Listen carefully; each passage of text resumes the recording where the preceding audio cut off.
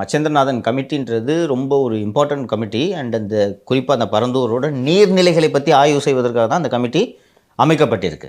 இப்போது இந்த சுற்றுச்சூழல் ஆர்வலர்கள் மற்றும் திரு விஜய் போன்றவர் வந்து இது இயற்கை பேரழிவு, விளைநிலங்கள் அழிக்கப்படுகின்றன, ஏரிகள் அழிக்கப்படுகின்றன என்று இவர்கள்லாம் சொல்லும்போது தமிழக அரசு தரப்பில் அளிக்கப்பட்ட விளக்கங்களில் அதை விட இருக்கிறதுல இதுதாங்க பெட்டர் பிளேஸ், அதெல்லாம் ஒன்றும் ஆகாது, நீங்கள் கவலைப்படாதீங்கலாம் சொல்கிறாங்க. ஒன்றும் ஆகாது, கவலைப்படாதீங்கன்னா அந்த மச்சேந்திரநாதன் கமிட்டியின் அறிக்கையை வெளியிடுவதில் இவர்களுக்கு என்ன சிக்கல் இருக்க முடியும்? அந்த ரைட் இன்ஃபர்மேஷன் ஆக்ட் அது வந்து அந்த ரிப்ளையை வந்து நம்ம பப்ளிஷ் பண்ணலாம். ஸோ இப்போது உண்மையிலேயே உங்களுக்கு மறைக்கிறதுக்கு எதுவும் இல்லைன்னா அந்த கமிட்டி ரிப்போர்ட்டை வெளிப்படையாக வைக்கலாம் தானே.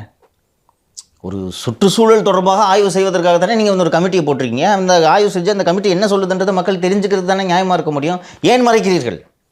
இப்போது நீங்கள் மறைக்கிறீர்கள் என்றால் அந்த கமிட்டி ஆய்வு செய்து இந்த நீர்நிலைகளின் மீது நீங்கள் விமான நிலையம் கட்டினீங்கன்னா சென்னை வெள்ளக்காடாகும் சாத்தியக்கூறுகள் இருக்கின்றன என்று அந்த கமிட்டியில் சொல்லியிருக்கிறதோ என்ற சந்தேகம் ஏற்பட்டிருக்கிறது.